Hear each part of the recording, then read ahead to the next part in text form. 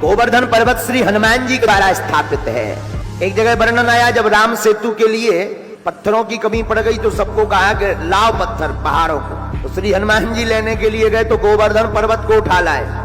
ले जा रहे थे, तब तक रास्ते में राम जी ने खबर भिजवाई कि अब पूर्ति हो गई, इसको रख दो। तो गोवर्धन पर्वत को ब्रज में जाकर के स्थापित कर दिया। तो गोवर्धन पर्वत बड़ा निराश हुआ, बोले हम तुम्हें श्राप दे देंगे, तुमने कहा था राम जी के दर्शन होंगे, चलो। हम चले आए, पहले तो पर्वत जीवंत होते थे, हम चले आए, अब प्रभु के दर्शन नहीं हो रहे। तो श्री हनुमान जी ने खबर भेजी भगवान के पास में। श्री राम जी ने बानरों को भेज करके पुनः संदेश का जवाब भिजवाया। गोवर्धन पर्वत से कह दो चिंता मत करो, अगर तुम अभी आओगे तो केवल कुछ देर दर्शन होंगे, हम कुछ घड़ी बाद लंका चले जाएंगे, कहना निराश मत हो, तुम हमारा ध्यान करते रहो। हम जब द्वापर युग में कृष्ण बनकर आएंगे तब 7 दिन तक तुमको ही दर्शन देंगे।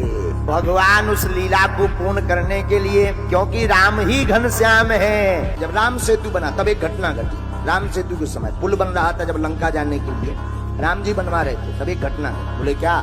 पत्थर राम राम कह करके जैसे ही पानी में डालें तो पानी में उतराने तो लगे, पर पानी में पत्थर डालने पर दोनों इकट्ठे ना हो। और जब तक पत्थर आपस में जुड़ेंगे नहीं, पुल कैसे बनेगा? पुल तो तभी बनेगा जब आपस में जुड़े। जैसे ही राम लिखे और पत्थर डालें तो पानी में ऊपर तो आ जाए, पर वो सभी पत्थर आपस में दूर दूर हो जावे। अब क्या किया जाए? उसी बीच में हनुमान जी महाराज विराजमान थे। तो हनुमान जी महाराज ने एक बुद्धि लगाई। बोले क्या?